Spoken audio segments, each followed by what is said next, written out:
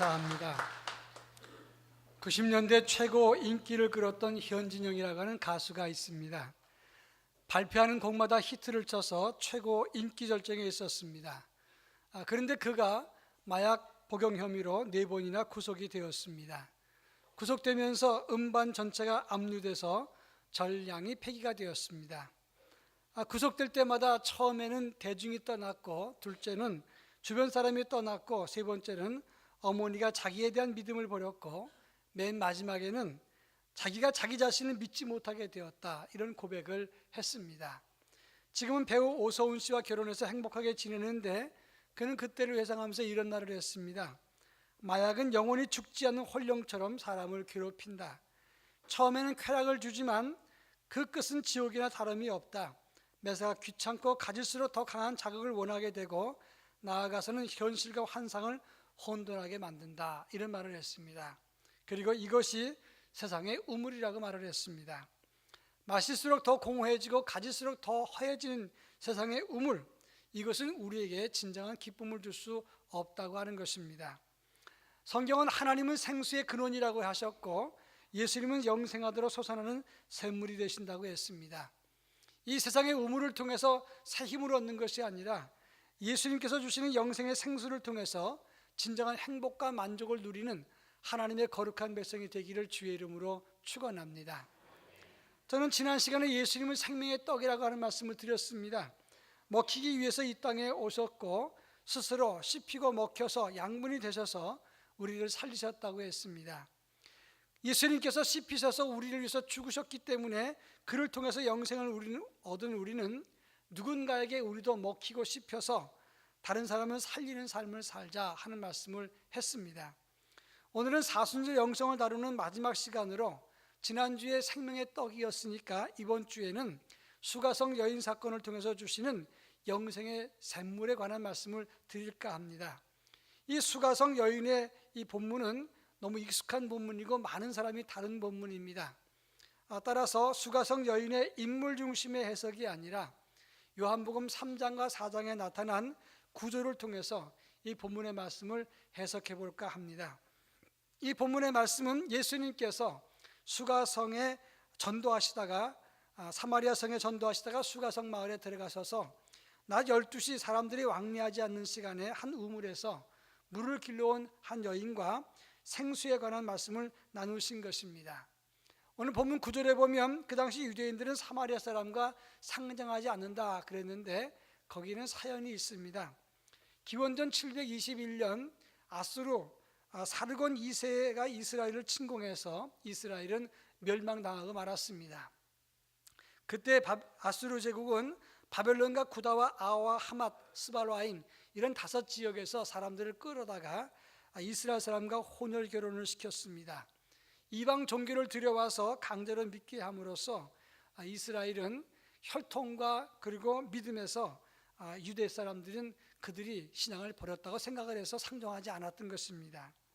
특히 유대인들은 여성들과 잘 말을 나누지 않았는데, 특히 이방 사람으로 간주하는 사마리아 여성과는 대화를 나누지 않습니다.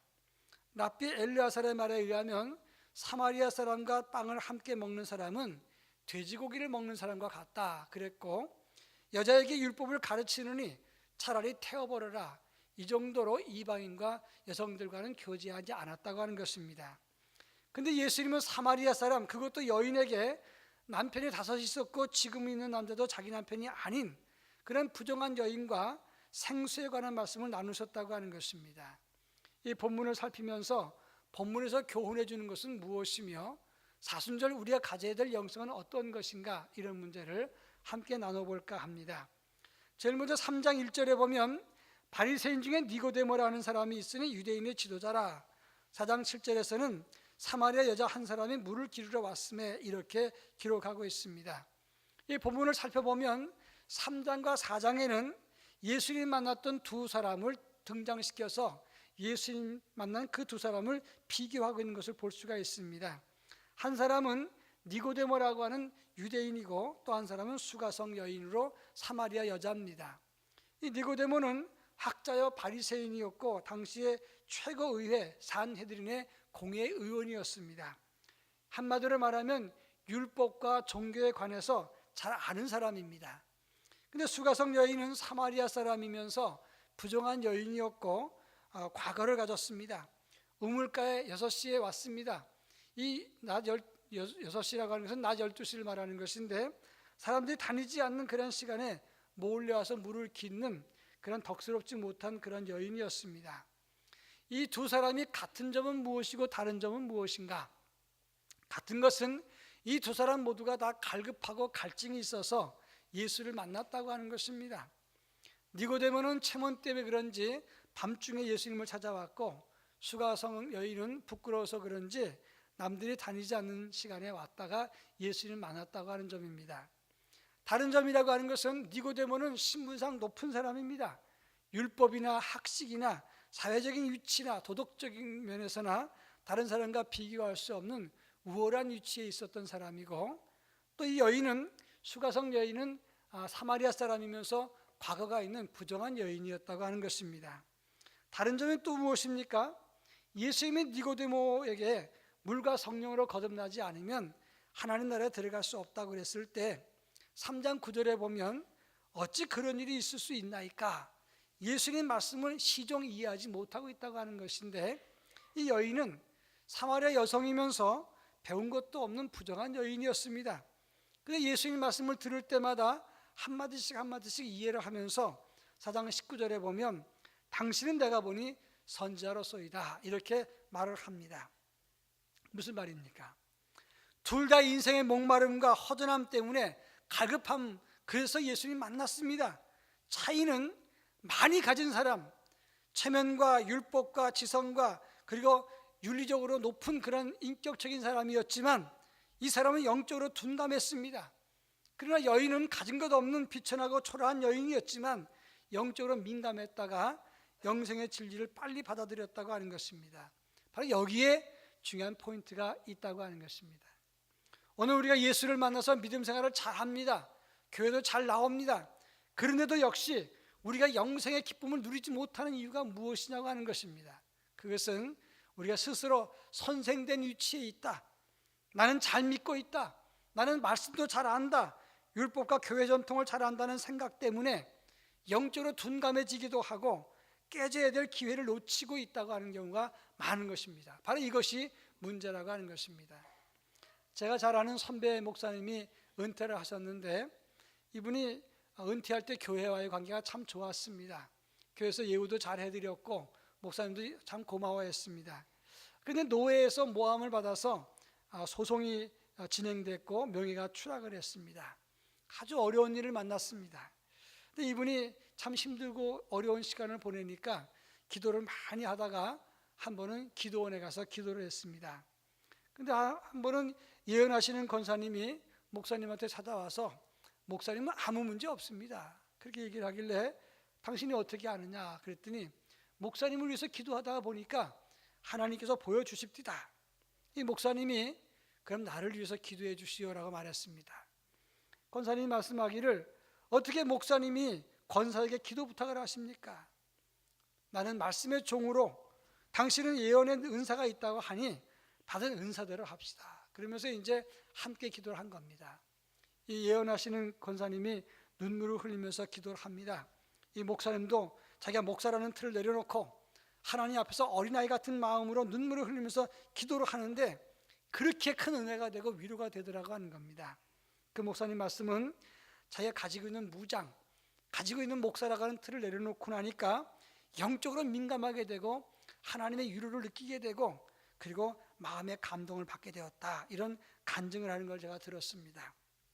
니고데모는 율법 선생이었고 바리새인이요 산헤드린의 의원이었습니다. 율법 선생이라고 하는 말은 성경 지식이 아주 많다는 뜻입니다. 바리새인이라고 하는 것은 종교적인 신분이 높다는 뜻이고 산헤드린의 의원이라는 말은 사회적인 위치가 있었다는 것을 말하는 겁니다. 이 니고데모는 자기 위치에서 벗어나지 못했습니다. 그것을 내려놓지 못했습니다. 그것을 깨트리지 못했습니다. 그랬을 때에 그는 영생의 길을 이해할 수가 없었다고 하는 것입니다.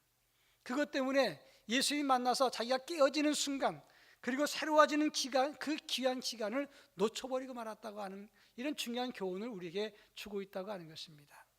비록 죄를 지었을지라도 마음을 열고 주님 만난 사람은 영생의 체험을 할 수가 있지만, 아무리 오래 믿은 사람이라도 가지고 있는 껍질이 두꺼우면 그러면 주님의 말씀을, 주님의 생명의 진리를 제대로 깨달을 수 없게 된다는 사실을 알아야 된다고 하는 것입니다. 지난번 동계올림픽 때 스키와 스노보드에서 2개의 메달을 석권했던 체코 에스더 레데츠카라는 선수가 있습니다. 이 선수는 2개의 메달을 땄는데 스키와 스노보드는 다른 종목입니다. 근데 이 선수는 스노보드에서 금메달을 딸 거라고 생각을 못했어요. 근데 하고 나니까 메달을 딴 겁니다. 자기도 믿어지지가 않는 겁니다. 랭킹에서 뒤진 사람인데 금메달 따고 아주 굉장히 감격스러워했죠. 근데 기자들이 와서 인터뷰를 하는데 고글을 쓰고 경기하는데 고글을 안 벗었어요. 왜 얼굴을 안 보여주느냐? 자기가 금메달 딸 줄 모르고 화장을 안 했기 때문에 그 민낯을 보여줄 수 없어서 고글을 쓰고 인터뷰를 해서 아주 세계적으로 유명한 사람이 됐습니다. 저는 그때 여자에게 있어서 화장과 민낯이 어떤 의미인가 아주 새삼 느낄 수가 있었다고 하는 것입니다. 그만큼 우리가 가지고 있는 약점, 이것이 두꺼울수록 진실을 보여주기가 어렵다는 것을 말하는 것입니다. 진정 예수를 만나는 것은 자기의 신앙 경력이나 직분이나 체면이나 사회적인 신분으로 예수를 만나는 게 아니라는 사실을 알아야 된다고 하는 것입니다. 자기를 비워야 예수를 제대로 만날 수 있는 것이고, 자기의 껍질을 깨뜨려야만 예수님의 생수를 받아들일 수가 있게 된다는 사실을 알아야 되는 것입니다. 아주 오래전 이야기입니다. 강촌마을에 있었을 때 저는 동네에서 전도를 했습니다. 그런데 우리 동네에 강남에 큰 교회 나가시는 집사님이 계셨어요. 근데 그분을 만날 때마다 가끔씩 제가 전도하면 우리 교회 본교회 못 가실 때마다 한 번씩 오십시오, 그렇게 얘기를 하면 나는 이런 동네 교회 안 다닙니다, 이런 얘기를 했어요. 상당히 마음 아프게 가슴에 찔리는 그런 자극을 주는 얘기였습니다. 근데 그분은 강남에 큰 교회 다닌다 늘 자랑을 하니까 뭔가 있는 것처럼 보이고, 그리고 좀 우아하게 보이기도 했습니다. 근데 시간이 지날수록 동네 사람들이 말하기를 저희는 참 교만하다, 우리 교인이 말한 게 아니라 동네 사람이 말한 겁니다. 그런데 그런가 보다 했는데 이분이 어느 날 우리 교회에 와서 엎드려서 울면서 기도하는 모습을 봤습니다. 이런 교회 안 나온다는 분이 무슨 급한 일이 있었는지 교회에 나와서 엎드려 기도하는 모습을 봤을 때 저는 그 순간에 이제 진짜 믿음답다 생각을 했습니다. 십자가 앞에서 자기를 깨뜨리고 내려놔야만 하나님과의 진실한 교제가 이루어질 수 있는 것이고, 그런 자기를 깨뜨리는 그 순간 예수님의 말씀을 바르게 깨닫고 영생의 비밀도 얻게 된다는 사실입니다. 바로 이것이 오늘 본문에서 주시는 큰 교훈이라고 하는 것입니다. 그런가 하면 이 본문의 구조를 잘 살펴보면 1절부터 26절까지가 예수님과 수가성 여인과의 대화 사건입니다. 그런데 이 얘기를 가만히 나눠보면 1절부터 19절까지는 예수님이 사마리아 수가성의 우물에서 생수 이야기를 하는데, 20절 말씀 보면 갑자기 우리 조상들은 이 산에서 예배했는데 당신들의 말은 예루살렘에 있다 하다이다, 예배에 대한 이야기가 뜬금없이 들어옵니다.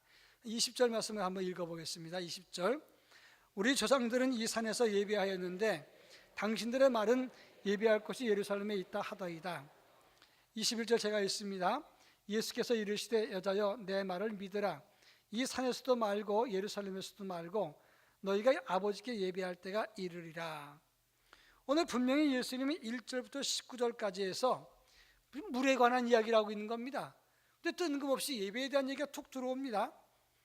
이것은 구조상 참 어울리지 않는 것이다, 그렇게 볼 수 있습니다.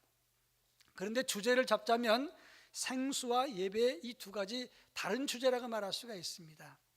그러나 실상은 이건 한 주제 안에 있는 겁니다. 한마디로 말하면 수가성 여인이 구한 것과 예수님이 주시는 생수의 길, 새 생명의 길을 비교하고 있는 겁니다. 1절부터 19절까지는 수가성에서 우물에 관한 얘기를 하는데 예수님이 주시는 생수, 다시는 목마르지 않는 생수에 관한 말씀을 하십니다. 11절과 12절에 우물에 관한 말이, 우물이란 말이 두 번 나오는데 이 우물은 야곱의 우물을 말하는 것입니다. 이 성경에서 우물이란 말을 영어로 말하면 웰, 그리고 스프링 두 단어가 있습니다. 웰은 사람이 판 우물을 말하는 것이고 스프링이라는 말은 솟아나는 물을 말하는 겁니다. 근데 오늘 본문에 나오는 우물은 프레아르라고 하는 헬라 말을 썼는데, 이 말은 사람이 판 우물을 뜻하는 것입니다. 그러니까 지금 이 여인이 말하는 우물은 사람이 판 우물, 사람이 주는 물, 이걸 말하는 것입니다. 또 20절에 보면 우리 조상들은 이 산에서 예배하였는데, 그랬는데 이 산은 그리심산을 말하는 겁니다. 역사적으로 이스라엘 백성들 사마리아 사람이 되어버리고 유다 사람들은 유대인이 됐습니다. 근데 이 유대인들은 사마리아 사람과 함께 예배를 같이 안 드립니다. 그러다 보니까 예루살렘에 성전이 있으니까 사마리아 사람들은 그리심산에 성전을 지어놓고 거기서 예배를 드리다가 그 성전마저도 무너지고 나니까 나중에 그리심산을 신성한 산으로 생각하라고 거기서 제사를 드린 겁니다. 한마디로 우리 조상들이 이 산에서 예배했는데, 이 그리심산 예배, 이들은 그들이 만든 종교를 뜻하는 것입니다.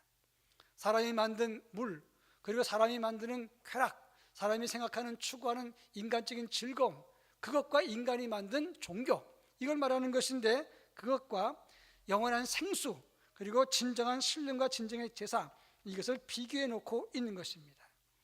이 수가성 여인은 사람이 판 우물을 먹었습니다. 그리고 사람들이 다 찾는 갈증이 있는 그런 인생을 살았습니다. 물질을 찾고 남자를 찾고, 그러다가 남자 5을 두고 지금 남자도 자기 남편이 아니라고 했습니다. 히브리 사람 관습상 유대인은 3번까지 결혼할 수가 있는데 그 이상은 못합니다.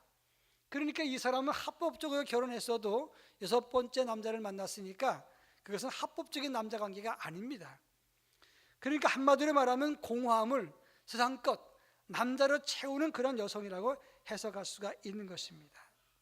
이 여인은 인간이 만든 우물에서 물을 먹고 남자를 통해서 즐거움을 얻고, 그리고 심지어 자기가 인간이 만든 종교에서 인생을 의지했습니다.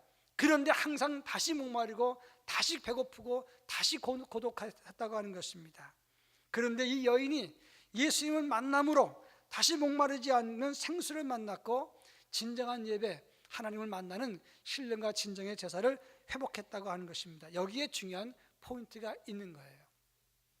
1800년대 프랑스 연예계 대스타 중에 헤니 그리라고 하는 여인이 있었습니다. 이브 라발리에라고 하는 이름으로 폭발적인 인기를 얻었습니다. 이 사람은 가수였습니다. 미모의 가수였고 명예와 돈과 그리고 인기가 있었습니다. 근데 이 사람이 인기 절정의 순간에 갑자기 사라지고 말았어요. 많은 사람들이 찾았지만 찾을 수가 없었습니다. 뒷이야기가 많습니다. 납치됐다, 또 누가 잡아갔다, 별말이 다 있었습니다. 그리고 모두 사람들에서 기억에서 사라지는 어느 날, 몇 년 뒤에 프랑스 보스게스라고 하는 산골에 병들고 가난한 사람을 섬기면서 조용히 살고 있는 이 이브 라발리에가 발견된 겁니다. 그 소식을 전해드렸던 이 매스컴에서는 흥분했습니다. 드디어 이 이브 라발리에를 발견했다, 연예계로 돌아와야 된다, 막 신문에서 난리가 났습니다. 근데 이 사람은 말합니다. 나는 돌아가지 않습니다. 파리는 내게 모든 것을 줄 수 있을지 모르겠지만 진정한 행복은 주지 못합니다. 진정한 행복과 만족은 오직 예수님만이 주실 수 있습니다. 그리고 마지막 1929년 죽을 때까지 이 프랑스 보스게스 산골에서 병들고 가난한 사람 섬기면서 그들과 함께 친구로 살다가 죽었다고 하는 것입니다. 중요한 겁니다. 수가성 여인은 사람의 우물로 가람을 해결했고 남자와 세상 것을 통해서 자기 인생의 즐거움을 채우려고 했습니다. 자기들이 만든 전통과 제사와 종교를 통해서 우리도 하나님 자녀 아니냐, 이런 생각을 하고 믿음을 가졌습니다. 그러나 진정한 만족은 없었습니다. 숨어서 다니고 늘 부끄럽고 헛됨 속에서 벗어나지 못했다고 하는 것입니다. 그런데 그 여인은 예수님을 만났을 때 인생의 참 생수가 됐고 진정한 예배를 회복하게 됐고 하나님을 만나게 됨과 동시에 참된 예배의 길이 열렸다고 하는 사실입니다. 이것이 중요한 것입니다. 예수를 제대로 만나면 누구든지 인생의 생명을 찾을 수가 있습니다. 예수를 제대로 만나면 더 이상 가라지 않습니다. 예수를 제대로 만나면 하나님을 체험할 수 있다는 사실을 여러분 믿으시기를 바랍니다. 우리나라 최초 선교사였던 토마스 목사는 1866년 대동강변에서 순교했습니다. 런던 대학을 나오고 24살 때 목사가 됐습니다. 곧 결혼했습니다. 캐롤린 고드프리라고 하는 사람과 함께 중국 선교사로 왔습니다. 선교사로 도착했을 때 이미 아내가 임신 중에 있었어요. 근데 오랜 시간 배를 타고 오다가 아내가 병이 들었습니다. 아내를 위해서 환경과 풍토가 맞지 않으니까 아내를 위해서 내가 남쪽 지역에 선교지를 마련하리라 상해 지역에 갔다가 그 사이에 아내가 죽었어요. 임신한 아이도 같이 죽었습니다. 그때 이 토마스 목사는 얼마나 절망했는지 모릅니다. 그런데 엎친 데 덮친 격으로 상해 영국 선교의 총무와 갈등을 빚어서 선교사도 사표를 내버렸습니다. 그리고 홀로 북경에 갔다가 조선에 대한 이야기를 듣고 내가 조선에 가겠다 생각을 했습니다. 간신히 성서공회 파견원 자격으로 조선으로 가는 데 승선을 했습니다. 그 배를 타고 들어오는데 1866년 7월 25일 날 이 토마스 선교사가 선교부에 보낸 편지가 있습니다. 나는 상당량의 책과 성경을 가지고 미지의 땅 조선으로 갑니다. 조선 사람들로부터 받을 환영을 생각하면 나는 벌써부터 얼굴이 달아오르고 희망이 부풉니다. 이런 글을 썼어요. 저는 그 글을 읽으면서 생각해 봤어요. 진짜 조선 사람들이 그를 환영해 줄 거라고 생각했을까? 여러분 어떻게 생각하십니까? 토마스 선교사가 성경책을 갖다 주면 조선 사람들은 너무너무 환영한다. 그래서 막 가슴이 부푼다. 그 말이 진짜 맞을까? 이런 상황에서 토마스 목사가 뭐가 행복하겠는가? 아내는 죽었지요. 선교사는 사표냈지요. 그리고 목사인데 어떻게 합니까? 성서공회 파견원 자격을 간신히 얻어서 지금 미지의 땅 조선으로 돌아오는데 무슨 일 만날지 모르잖아요. 근데 뭐가 행복하고 뭐 가슴이 벅찹니까? 이건 뭘 말하냐면 세상 것으로는 행복을 주지 못하지만 내가 주님을 위해서 일하고 주님이 기뻐하실 그 모습에서 내가 진정한 행복을 느낍니다. 이것을 말하는 것이에요. 그렇습니다. 오직 예수님만이 참 행복을 주실 수 있는 분이라는 사실을 믿으시기를 바랍니다. 오늘 본문 14절 마지막으로 읽겠습니다. 14절 말씀 다 같이 읽습니다. 내가 주는 물을 마시는 자는 영원히 목마르지 아니하리니 내가 주는 물은 그 속에서 영생하도록 솟아나는 샘물이 되리라. 오늘 본문에 보면 내가 주는 물은 그 속에서 영생하도록 솟아나는 샘물이 된다고 했어요. 이 솟아난다는 말은 할로메누라고 하는 단어를 쓰는데 이 말은 신약 성경에서 여기만 나오는 단어입니다. 이 물이 솟구쳐 오르는 것을 말하는 것인데 이것은 생명력, 희망과 활기를 뜻하는 단어입니다. 한마디로 말하면 예수님은 그냥 우물물이 아닙니다. 솟구치는 물입니다. 솟구치는 생기와 예수님 주시는 복음과 영생의 감격은 영원히 목마르지 않는 솟아나는 생기와 희망과 활력이라는 뜻을 말하는 것입니다. 이것을 잊으면 안 되는 거예요. 우리 인생 아무리 힘들고 지치고 고통스러워도 예수 만나면 희망과 생기를 얻을 수 있다는 사실을 믿으시기를 바랍니다. 근데 문제는 어떤 사람이 말합니다. 난 예수 열심히 믿는데 왜 고난이 계속 있습니까? 왜 나는 계속 힘듭니까? 왜 고통과 절망은 계속 찾아옵니까? 이렇게 말하는 사람도 있을 겁니다. 그러나 염려하지 마십시오. 예수 믿고 그 이후에도 찾아오는 고난 있을 수 있습니다. 그러나 우리 주님이 해결자 되시고 돕는 손길이 되시고 지키시는 보호자가 된다는 사실을 믿으시기를 축원합니다. 지난번 찬양 부흥회 때 김석균 목사님이 진 찬양이 있었어요. 이따가 우리가 부르겠습니다마는 왜 나만 겪는 고난이냐고 불평하지 마세요. 고난의 뒤편에 있는 주님의 주실 축복 미리 보면서 감사하세요. 너무 견디기 힘든 지금 이 순간에도 주님이 일하고 계시잖아요. 남들은 지쳐 앉아 있을지라도 당신만은 일어서세요. 힘을 내세요. 힘을 내세요. 주님이 손잡고 계시잖아요. 주님이 나와 함께함을 믿는다면 어떤 고난도 이길 수 있잖아요. 의미가 있는 찬송입니다. 우리 주님이 나와 함께 계시면 아무리 지치고 힘들어도 우리에게 활기와 생기와 희망을 주신다는 사실을 믿으시기를 바랍니다. 사도행전 12장에 보면 헤롯 왕이 요한의 형제 야고보를 죽였습니다. 그리고 교회를 핍박하다가 베드로까지 체포해서 명절이 지난 다음에 죽이겠다고 작정을 했습니다. 이제 첫째 파수, 둘째 파수, 시내를 소통하는 쇠문, 그러면 삼겸옥이라는 걸 말하는 거예요. 그런데 그 감옥에 있던 베드로 양옆에 병사들이 착고를 같이 채고 있습니다. 그리고 이제 감옥문이 있어요. 이건 뭘 말하냐면 5겹의 감옥을 뜻하는 겁니다. 첫째 파수, 둘째 파수, 쇠문, 그 안에 옥문, 그 다음에 양쪽에 있는 이 감옥의 간수들 다 보면 5겹의 감옥에 갇혀 있는 겁니다. 베드로는 희망이 없습니다. 내일이면 죽습니다. 감옥은 뚫을 수가 없어요. 5겹이나 있으니까. 그런데 그날 밤에 내일 죽을 사람이 편히 잠을 자고 있습니다. 양쪽 병사들에게 묶인 채로 잠을 잡니다. 천사가 옆구리를 쳐서 깨울 때까지 깊은 잠을 들었습니다. 어떻게 이런 일이 있을 수 있습니까? 여러분 같으면 내일 죽을 때 그날 밤에 잠 잘 잘 수 있습니까? 그런데 지금 베드로는 편히 잠을 자고 있어요. 왜 그런가? 주님이 내 편인 걸 믿었다는 겁니다. 주님이 나와 함께 계시기 때문에 어떤 고난도 이길 수 있다는 것을 보여주고 있는 것입니다. 2016년 재작년에 발표됐던 것인데 영국 크리스천 투데이에서 그 잡지에서 뭐라고 말했냐면 맹견 무리에게 던져진 기독교인이라는 글을 발표했어요. 이것은 개종한 이집트 사람 사피에라고 하는 청년 이야기입니다. 법대를 다니던 학생이었어요. 근데 어느 날 친구가 성경책 하나를 줬는데 그냥 우연히 받았다가 내가 믿는 코란과 이 성경이 어떻게 차이가 있는가 이걸 비교하면서 성경을 읽다가 1년이 지났습니다. 그 다음에 그는 말하기를 기독교는 일주일에 1번, 2번 교회 나가는 것이 아니다. 기독교는 참 진리고 성경은 하나님과의 관계를 말하는 것이다.